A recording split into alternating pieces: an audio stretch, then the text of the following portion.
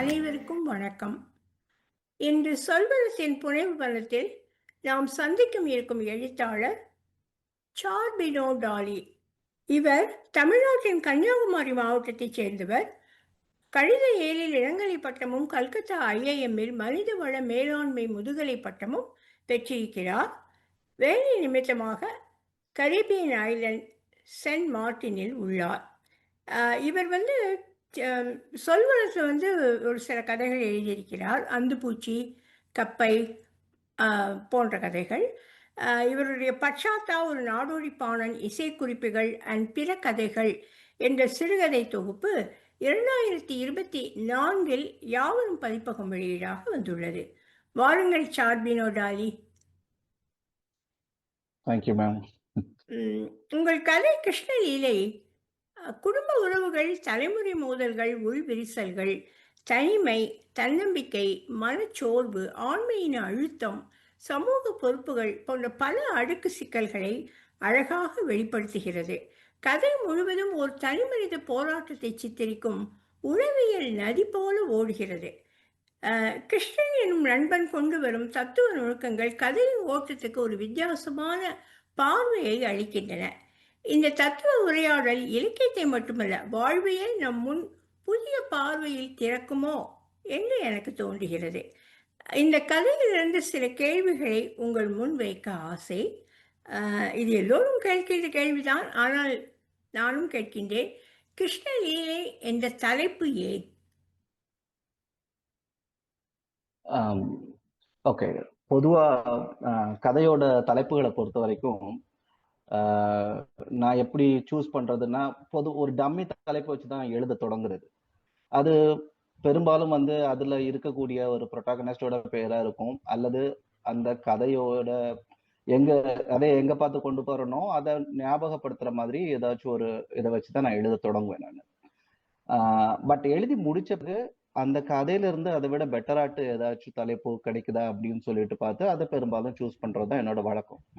So கிருஷ்ணலீலையை பொறுத்த வரைக்கும் எப்படின்னா, அது கொஞ்சம் நான் லீனியர் பேட்டர்ன்ல கொஞ்சம் எழுதியிருக்கிறனால, ஒருவேளை அந்த உலகத்துல போறதுக்கு ஒரு வாசகனா தடுமாறும் பட்சத்துல பயப்படாத, சாவி நிலக்கதவுக்கு மேலதான் இருக்குன்னு சொல்ற மாதிரி தலைப்புல அதை கொடுத்துருக்கிறேன். நான் அந்த தலைப்பு வச்சு அவங்களால உள்ள போக முடியும்னு சொல்லிட்டு நான் நம்பினேன். அதனாலதான் கிருஷ்ணலீலைன்னு சொல்லிட்டு அத சூஸ் பண்ணேன். அந்த லீலைங்கிற வேர்ட்ல ஒரு பிளேஃபுல்னஸ் இருக்கு இல்லையா, சோ அது அந்த கேரக்டர் நல்லா இருக்கும்னு சொல்லிட்டு நான் நினைச்சேன். நான் கரெக்டா ஆப்டா இருக்கும்னு சொல்லிட்டு. நன்றி. கதையில ஆரம்பிக்கும் போது நாயகன் ஏன் காலில் அழற மாதிரி ஒரு காட்சியை தொடக்கமா நீங்க தேர்ந்தெடுத்தீங்க? ஆக்சுவலா அந்த கதை எப்படி வந்துச்சுன்னு சொல்றேன். அந்த கதை எப்படின்னா, என் ஃப்ரெண்டு நண்பர் ஒருத்தர் ஃபோன் பண்ணி அவரோட பிரச்சனைய என்கிட்ட சொன்னார். ஒரு சின்ன ப்ராப்ளம் எல்வின், இந்த மாதிரி வீட்டுல ஒரு பிரச்சனைன்னு சொல்லிட்டு சொன்னார். அப்போ அததான் நான் எழுதி பார்த்தேன். இந்த கதையை பொதுவா எனக்குள்ள எப்படி இது நாள் வரை எழுதின கதைகள் எப்படி வரும்னா, ஒரு உரையாடல்லையோ இல்லாட்டா ஒரு சினிமா பாக்குறோம், இல்லாட்டா ஒரு ஒரு கோட்பாடை நம்ம படிக்கிறோம், ஏதோ ஒன்று சம்திங், இல்லைன்னா ஏதாவது யாராவது ஒரு பெரிய ரைட்டர்ஸோட இன்டர்வியூ நம்ம படுறோம் அப்படின்னு சொல்லிட்டு இருக்கும்போது அதுல ஏதாச்சும் ஒண்ணு இந்த மீன் செதில் மாதிரி குத்திக்கும். குத்தி நம்ம அது ஒரு உறுத்தலோடையே சுத்திட்டு இருப்போம், எண்ணத்துல உறுத்தலோடையே சுத்திட்டு இருப்போம். அப்படி இருக்கும்போது அதுக்கு தோதுவாட்டு ஏதாச்சும் ஒரு டாபிக் கரெக்டா அதுல விழும்போது அங்க இருந்து பூம் ஆகும் கதை. அப்போ அப்படிதான் இவரோட கதையும் நான் எழுத தொடங்கினது. என் ஃப்ரெண்டோட கதை எழுதி முடிச்ச பிறகு ஏடா ஒன்ன நம்பி கதையை சொல்றதுக்கு எப்படி போட்டு வச்சுட்டு என்ன சொல்லிட்டு வேற இது வந்துச்சுன்னு வச்சுக்கோங்க. ஒருவேளை அவன் சொல்லும் போது அந்த பெயின் நான் உள்வாங்கிட்டு எழுதினேன். நான் தொடங்கும் போது அப்படி அதுல தொடங்கினேன்னு எனக்கு தெரியல. ஏன்னா எழுதும் போது இருந்த மனநிலையில இல்லை நான் இப்போ உங்கள்கிட்ட பேசுறது. நான் இப்ப எழுதி முடிச்சு ஒரு வருஷம் கழிச்சு மறுபடியும் அதை படிச்சுட்டு ஒரு வாசகராட்டு தான் ஒரு உரையாடலே உங்ககிட்ட தொடங்குறேன்.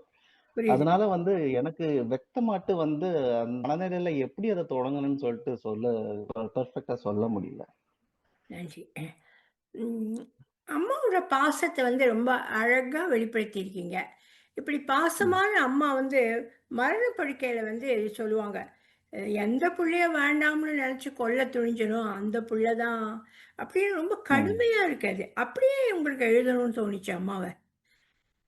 ஆக்சுவலா அந்த கதை வந்து ஒரு குடும்ப பிரச்சனைங்கிற இடத்துல இருந்து அடுத்த கட்டத்துக்கு நகர்ந்து போறதுக்கான லீடு வந்து அந்த டயலாக்ல இருந்து தான் வருது. ம். ஆ அதுவரைக்கும் வந்து ஒரு புரோட்டாகனிஸ்டாட்டு வந்து அந்த புரோட்டாகனிஸ்டோட அந்த மனசுல வந்து இருக்கிற உதாரணத்துக்கு ம் இப்ப இப்படி சொல்லிக்கலாமா? இப்ப எல்லா பிறப்புமே வந்து அர்த்தம் பொதிந்ததா இருக்குதுன்னு சொல்லிட்டு ஒரு நம்பிக்கை இருக்கு இல்லையா?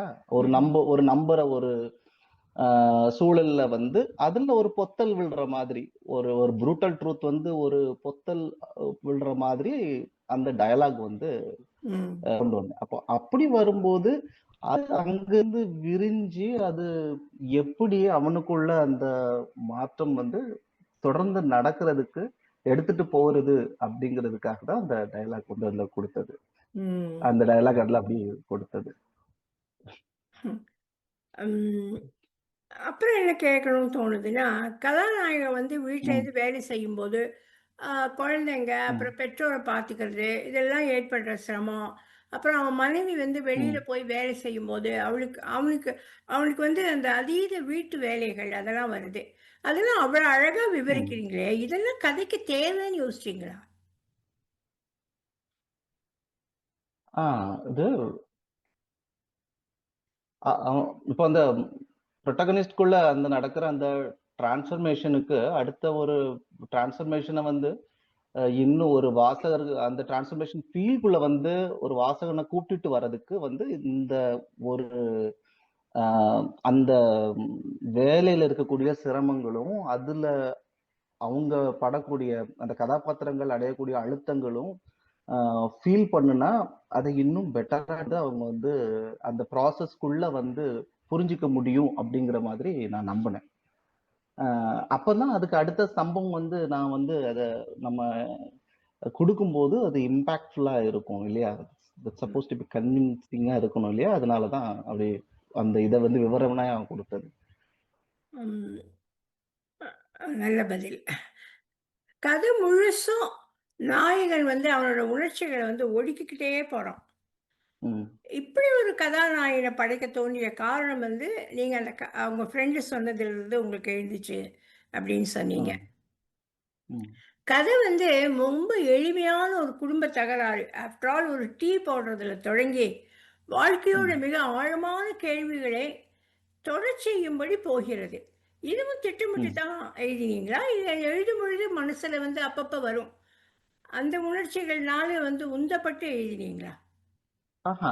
அதாவது சில சில கதைகள வந்து நம்ம எழுதும்போது, நான் பொதுவா வந்து திட்டமிடுறது கிடையாது. ஒரு ஐடியா மட்டும் தான் மனசுல இருக்குமே ஒழிய, அத வந்து ஒரு ஒரு ஒரு ப்ராப்ளம் ஸ்டேட்மெண்ட் மாதிரி எழுதி அதுக்குள்ள வொர்க் அவுட் பண்ண ஆரம்பிக்கும்போது, அந்த கதாபாத்திரத்துக்கு கூடவே நம்ம எவால்வ் ஆகும். இல்லாட்டா அந்த கதையோடது போக்குல நம்ம எவால்வ் ஆகி அதுல இருந்து வர்றத தான் நம்ம அ அத கன்டின்யூ இது பண்றது.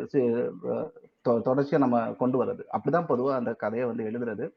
இப்ப நீங்க பர்ட்டிகுலரா கேட்ட அந்த இன்சிடென்ட்ல நீங்க அ யோசிச்சு பார்த்தீங்கன்னா, அந்த அந்த குடும்ப அமைப்புக்குள்ள எப்படி இருப்பாங்கன்னா, அவங்க அம்மா வந்து ஒரு அ அவங்க அந்த அம்மா கேரக்டர் வந்து அவங்க வந்து அ எல்லாத்தையும் சகிச்சுக்கிட்டு, அவங்க அவங்க சகிச்சுக்கிட்டு எல்லாத்தையும் பொறுமையா போணும் அப்படிங்கிற ஒரு இதுல வந்து அவங்க கடைசி வரைக்கும் வாழ்ந்து மறையக்கூடிய ஒரு கேரக்டர்.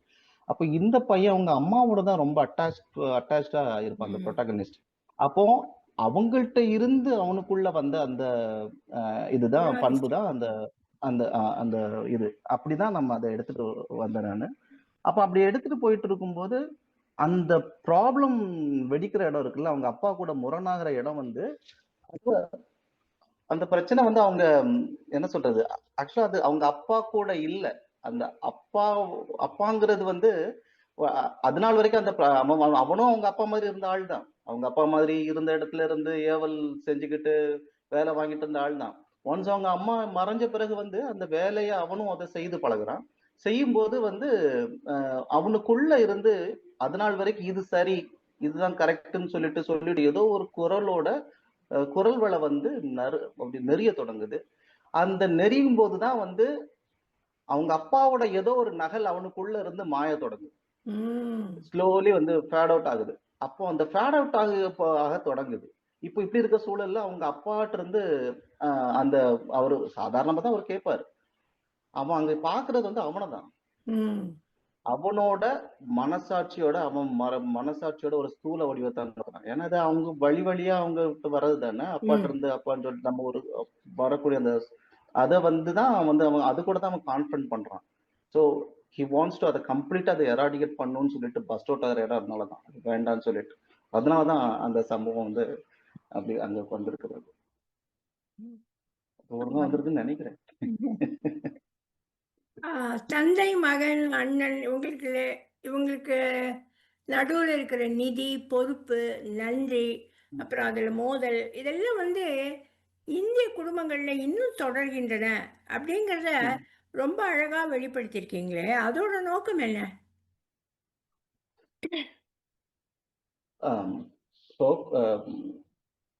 இப்போ குடும்ப அமைப்பு வந்து என்னதான் நம்மளோட ஒரு யூனிக் ஃபார்மா இருந்தாலும் அதுக்கு வெளியில இருக்கக்கூடிய அந்த புனித பூச்சி இருக்குல்ல, அதோட மினுமினுப்பு அழகா இருந்தாலும் அது உள்ளாடி அடியோட்டமா இருக்கக்கூடிய விஷயங்கள் எப்படி இருக்குது அப்படிங்கிறத வந்து கொஞ்சம் தொட்டு பார்த்து எழுதணும்னு சொல்லிட்டு நான் நினைச்சேன். இப்போ இந்த கதைக்குள்ளே பாருங்களேன், அது ஒரு சாதாரண ஒரு குடும்ப அமைப்பாக தான் நம்ம அதுக்குள்ள எழுதியிருக்கோம். அதுக்குள்ளே வந்து பெருமை வருது, அதுக்குள்ளே வந்து ஒடுக்குதல் இருக்குது, அதுக்குள்ளே வந்து செய்நன்றி எதிர்பார்க்கிற ஒரு தன்மை இருக்குது, அதுக்குள்ளே தியாகம் இருக்குது, அதுக்குள்ளே வந்து என்ன சொல்றது, ஒருத்தங்களை நம்ம அதுக்குள்ளே வந்து என்ன சொல்றது, ஒருத்தங்களை ஜட்ஜ் பண்ற அந்த மனநிலை வருது. இந்த மாதிரி விஷயங்கள் எல்லாம் சாதாரணமாவே அதுக்குள்ள வருது, அதுக்குள்ள இருக்குது. ஒரு சாதாரண அந்த குடும்பத்தை நமக்கு எழுதும் போதே அதுக்குள்ள இருக்குது. அப்போ அது அந்த ஒரு இதை வச்சு தொட்டு எழுதி பார்க்கணும்னு நினைச்சனாலதான் நான் அதை கொண்டு வந்தது. உறவுகளோட ஏமாற்றங்கள் அதெல்லாம் இருக்கு இல்லையா, அது விஷயங்கள். எனக்கு முக்கியமான கேள்வி, இந்த கிருஷ்ணன்கிற கதாபாத்திரத்தை எதுக்காக கதைக்குள்ள புகுத்தினீங்க?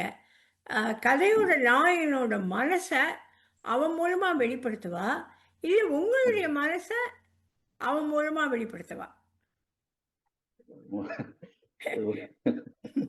இதுல வந்து என்னோட மனசுன்னு சொல்லிட்டு அப்படி கிடையாது. ஆக்சுவலி ஒரு இப்படி வச்சுக்கலாமே, ஒரு ஆசை தான் வச்சுக்கோம். உதாரணத்துக்கு வந்து அந்த அப்பாவோட இப்போ ஒரு பாரம்பரியமா நமக்குள்ள இருக்கக்கூடிய ஒரு மன அமைப்பை வந்து தகர்க்கும் போது அந்த இடத்த பொதுவா நம்ம மியூட்டேட் ஆகுறதுக்கு வந்து பொதுவா நம்ம வந்து அப்ரோச் பண்ணக்கூடிய இடம் எங்க இருக்கும்னா, ஒண்ணுல வந்து பெரியவங்க ஆன்மீகம் மாதிரி ஏதாவது போய் நம்ம வந்து இல்லைன்னா வந்து ஒரு சைக்கலாஜிக்கல் இதில் போய் கேட்போம் நம்ம, நான் என்ன பண்றது அப்படின்னு சொல்லிட்டு. ஸோ நம்மளோட தாட் ப்ராசஸ் அந்த மேல் சூப்பர் ஈகோவா ஃபார்ம் ஆகிருக்கக்கூடிய அந்த இடத்த வந்து ரிஃபைன் பண்ண தொடங்கும். அதுக்கு ஏதாவது ஒரு ப்ராக்டிஸ் இருக்கும். ஒன்றுல போய் வீட்டில் இருக்க பெரியவங்க கூட பேசுவாங்க, அல்லது வந்து ஏதாவது மத செயல்பாடுகள் கூட போய் பண்ணுவாங்க.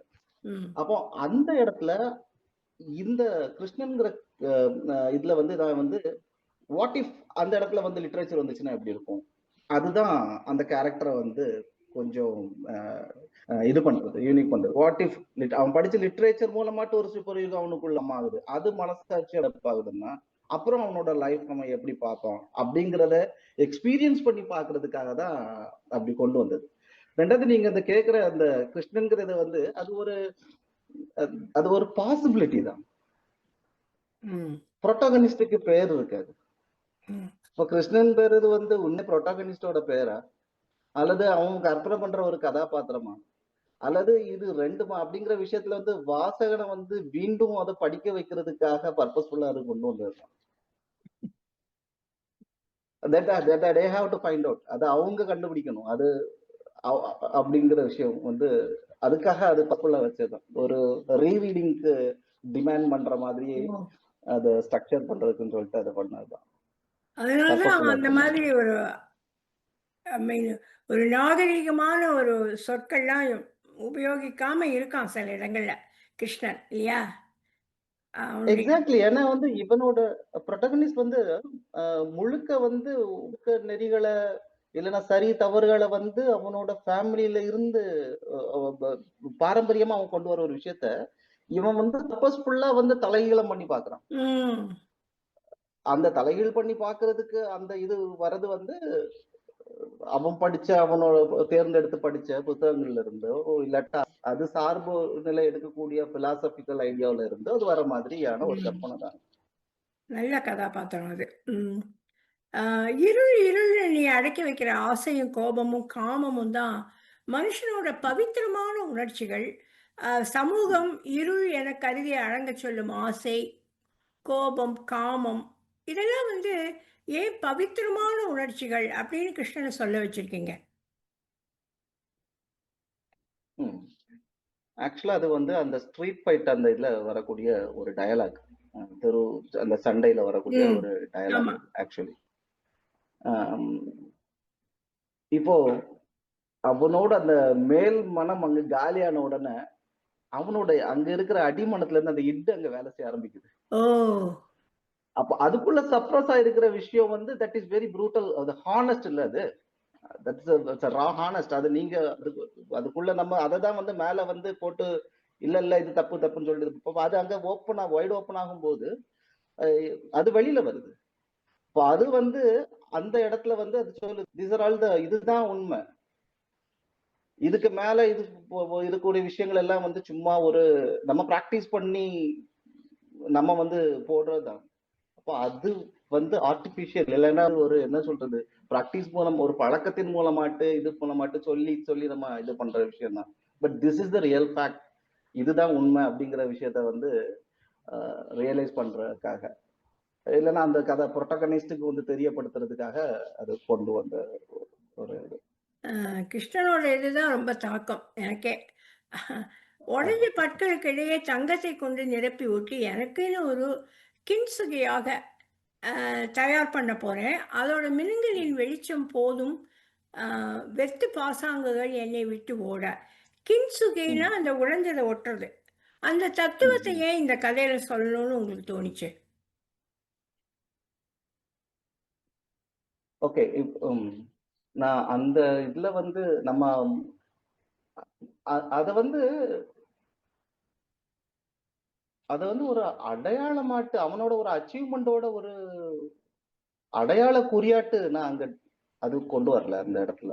ம் அந்த இடத்துல வந்து அந்த கிளிட்டரிங் சொல்றது வந்து என்னன்னா லைஃபோட ப்ரூட்டல் ட்ரூத்தை வந்து அந்த ரானஸ வந்து பாக்குறதுக்கு பழகு அப்படிங்கிற விஷயத்த அவனுக்கு வந்து ஒவ்வொரு வாட்டியும் வந்து ஞாபகப்படுத்துறதுக்காக தான் அந்த இதை ஓ கொண்டு வந்தது.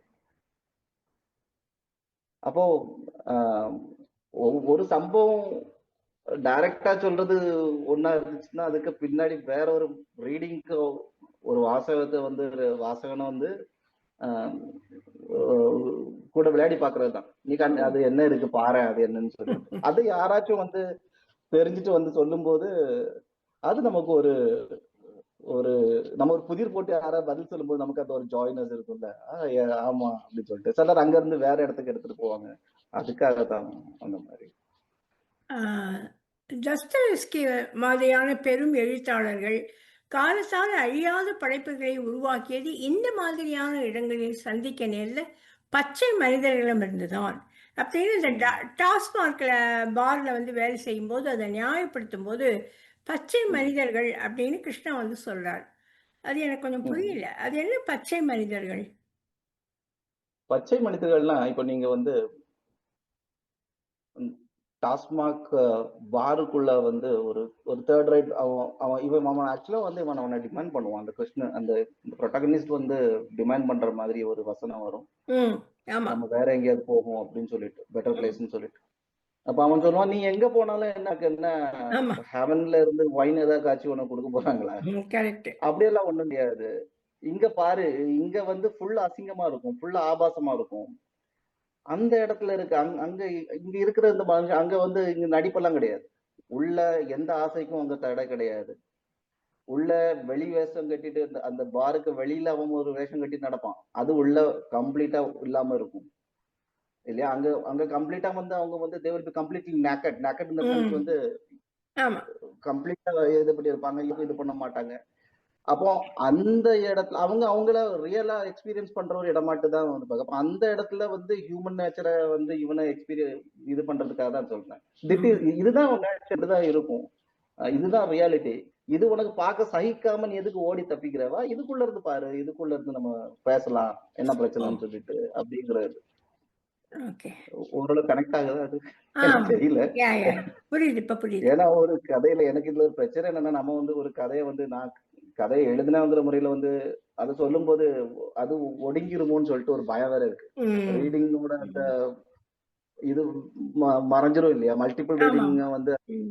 ஆமாமா. சுருக்கிரும் இல்லையா? ஆமா. அந்த ஒரு பயமும் இருக்கு எனக்கு. ஆமா. அதனால கதைய அது அப்படிதான். இந்த கதையே சும்மா அப்படி படிச்சுட்டு போற கதை இல்ல. ஒரு தடத்துக்கு 2 தடவ படிச்சா தான் கொஞ்சம் புரியும்.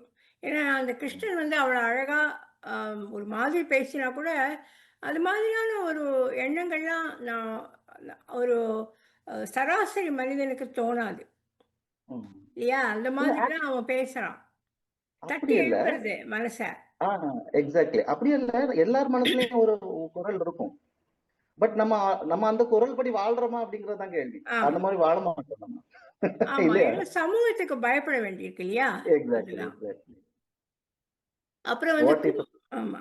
குமரேசன் அண்ணன் கிடைக்கிற அந்த அவமானங்கள், வசைகள், தன் கடந்த கால பிழைகளுக்காக தண்டனையா நினைச்சு, ஒரு மசாக்கிஸ்ட் போல அதில சுகம் கண்டு பழகிட்டாரு. அது அவரோட தனிப்பட்ட தேர்வா இருக்கலாம். அப்படின்னு சொல்லிட்டு, அ அ அவன் சொல்லுவான், "நீ வந்து உன்ன வந்து அ அ நாள்கள் ஆகுந்தோறும் உன்னையும் அறியாம மத்தவங்கள கஷ்டப்படுத்தி ரசிக்கிற ஒரு சாடிஸ்ட்டா நீ மாறிட்டு வரங்கிறது உனக்கு புரியுதா?" அப்படின்னு ம், அவன் கேட்பான் இவன, கதாநாயகன. ம், ம். அ இது மாதிரி ஒரு ஒரு நல்ல ஒரு ஒரு மனச ஒரு தாக்கம் வந்து கொண்டு வரணும் அப்படிங்கிறதுக்காக கிருஷ்ணா வந்து அந்த மாரி கேட்கிறானோ? கதையில ஒரு தாக்கம் வரணுங்கிறதுக்காக.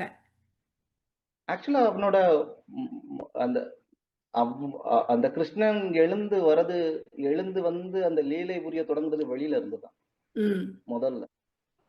அப்புறம் அது வெளியில முடிச்சு ஆடி முடிச்சு கடைசியில வீட்டுக்குள்ள வந்து ஒரு ஆட்டம் ஆடுவோம். அப்போ வெளியில அவன் தொடங்குற இடம் வந்து வேலை செய்யற இடத்துல இருந்து தான் அவன் வந்து தொடங்க ஆரம்பிப்பான். அப்போ அங்க வந்து இந்த குமரேசன் அப்படிங்கிற வந்து அவன் வந்து மீட் பண்றான். இப்போ ம். குமரேசன்ட்ட வந்து அவரு வந்து இது பண்றதுக்கு 2 விஷயம். ஒண்ணு, இவ இவர் குமரேசன் இவரோட அதாவது புரோட்டாகனிஸ்டோட அதே சாயல் தான் அவரும். எப்படி இவனும் வந்து வந்து கூழ கும்பிட்டு போட்டுட்டு என்ன சொல்றது, அவன் சர்வைவலுக்காக வந்து அவனோட இத வந்து சுருக்கிக்கிட்டு தானே வாழ்ந்துட்டு இருக்கான். ம். அப்ப அத அவன் கிண்டல் பண்ணவும் செய்வான் கிருஷ்ணன். இப்போ அதே தான் அவனும் பாக்குறான். எதிர்த்தால இருக்கிற அவரையும் பாக்குறான். இது ஒண்ணு. இன்னொரு விஷயத்துல வந்து எப்படி பாக்குறான்னா, அவங்க அப்பாவோட அவ ஏஜ் வச்சு பார்க்கும்போது அவங்க அப்பாவோட இன்னொரு உருவமாட்டு பாக்குறான். அதுக்கு எப்படின்னா, அவங்க அப்பா வந்து ரெஸ்பான்சிபிலிட்டில இருந்து தப்பிச்சு போனவர். பட் இந்த மனுஷன் வந்து தோற்று போனாலும் வந்து ரெஸ்பான்சிபிலிட்டிய வந்து கொண்டு போயிட்டு இருக்கக்கூடியவர். ம். இதனாலதான் வந்து அவர் மேல வந்து கன்சர்ன் எடுத்துட்டு அவரு மேல வந்து அந்த வ- வேற மாதிரி அவங்க வந்து ஆ. உதவி ஓ! பண்றதுக்கு போறாங்க. அவரோட அகத்துல போய் விளையாடுறது கிருஷ்ணன்னா, அவரோட புறத்துல இது பண்றது வந்து இந்த புரோட்டாகனிஸ்ட் வர்றது மாதிரி இருக்கும். ஆஹ் அப்புறம் வந்து நீங்க கேட்ட கேள்விக்கு வந்து எப்படின்னா, இப்போ நான் அவர் பண்றது சரி தப்புதான், அவருக்கு அந்த தண்டனை தேவைதான் அப்படிங்கிற மனநிலை எனக்கு அதுக்குள்ள இருக்கக்கூடிய ஒரு இது இருக்குல்ல, ஒரு நிறைவு இருக்குல்ல. ஆமா, அந்த தண்டனை அவருக்கு கிடைச்சது சரிதான்னு சொல்லிட்டு. அப்ப அந்த அவர் பண்ணது தப்புதான்னு முடிவு பண்ணக்கூடிய அந்த மனசு எனக்கு வந்து எங்க இருந்து வருதுன்னு இருக்குல்ல. ம். அந்த மனசு வந்து எனக்குள்ள சரி ஓன் சரி தவற வச்சு நான் அடுத்த ஆளை ஜட்ஜ் பண்றேன். அவன் பண்ணது தப்புதான் அப்படிங்கிற விஷயத்த வந்து இது பண்றேன். அப்போ இவன் கொஞ்சம் கொஞ்சமாட்டு வந்து இது ஒரு சைடு நடந்துட்டு இருக்கும்போது, அவரு சைடுல இருந்து என்னன்னா, சிலர் வந்து தண்டனையில சுகம் கண்டுட்டு இருப்பாங்க. நீங்க என்ன திட்டினாலும் ஆமாங்கய்யா, அவர் தானே அடிச்சாரு, அவர் தானே பண்ணாரு, அவர் தானே திட்டினாரு, அதெல்லாம் எனக்கு ஒண்ணும் இல்லைன்னு சொல்லிட்டு அதுக்குள்ள வந்து சர்வே பண்ணிட்டு வாழ்ந்துட்டு இருப்பாங்க. அப்படி ஒரு கேரக்டர் அவர் மாறிட்டு இருக்காரு. அப்ப அவரோட அந்த ஒரு கேரக்டருக்கு இவன் ஃபியூல் பண்ணிட்டு இருக்காங்கிறத வந்து அவன் காமிச்சு கொடுக்குறான். ஓ! சோ கிருஷ்ணன்கிற கதாபாத்திரத்தோட வேலை வந்து ஓபன் பண்ணி விடுறதுதான். அதனால வரக்கூடிய விளைவுகள் வந்து மோசமா இருந்தாலும் சரி, சரியா போனாலும் சரி, அத பத்தி அந்த கேரக்டருக்கு போதரே கிடையாது. ஜஸ்ட் ஓபன் பண்ணி விடுறதுல என்னன்னா அவங்கள வந்து இது பண்ணி விடுறது தான் அவரோட வேலை. திறந்து விடுறது மட்டும்தான் அவனோட வேலை. ஆ, நான் வந்து எப்போதும் பூஜ்யமா இருக்கிறது தான் அப்படி தோணுது எனக்கு. ஆ, ம். அந்த இது சோர்வுட்டு தெரியுறவங்க நெருங்கி உத்து பார்க்கும்போது, அவங்க அவங்க பிம்பத்த பிரதிபலிச்சு காட்டிக் குடுக்கறது மட்டும் தான் என்னோட வேலை. ஆ, ம். தன்னை பூஜ்யம் அப்படின்னு தனது வேலையை கண்ணாடியாக பிரதிபலித்து காட்டுவது என்றும் கிருஷ்ணன் ம். கூறுறதோட, அவன் ரொம்ப தத்துவமா தானே பேசுறான். அந்த ம். தத்துவார்த்த நோக்கம் என்ன?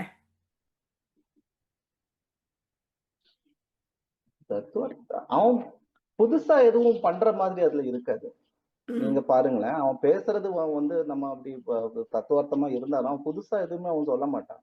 ம்ஹ்ம். அது எல்லாமே எல்லாருக்குமே தெரியும். தெரிஞ்சது. ஆனா எல்லாருமே வாலண்டரா வந்து இக்னோர் பண்ற ஒரு விஷயத்த அவன் சொல்றான். ம். வேற ஒரு புதுசா அதுல ஒண்ணும் அவன் பண்றது கிடையாது. ஓகே. இல்லையா? ஆமாம். அப்போ அவன் ரெஃப்ளெக்டிவ் தானே அது. எல்லாரும் பண்ற பண்ற ஒரு விஷயத்த தான் எல்லாரும் வேண்டான்னு ஒதுக்கி வைக்கிற ஒரு விஷயத்த வந்து இது பண்ணி பார்க்கலாம். மத்தபடி அவன் புதுசா எதுவுமே சொல்றது கிடையாது. ரிஃப்ளெக்ட் அதுதான் அவங்க ரெஃப்ளெக்டிவ்னு சொல்லிட்டு இது பண்றான். ம்.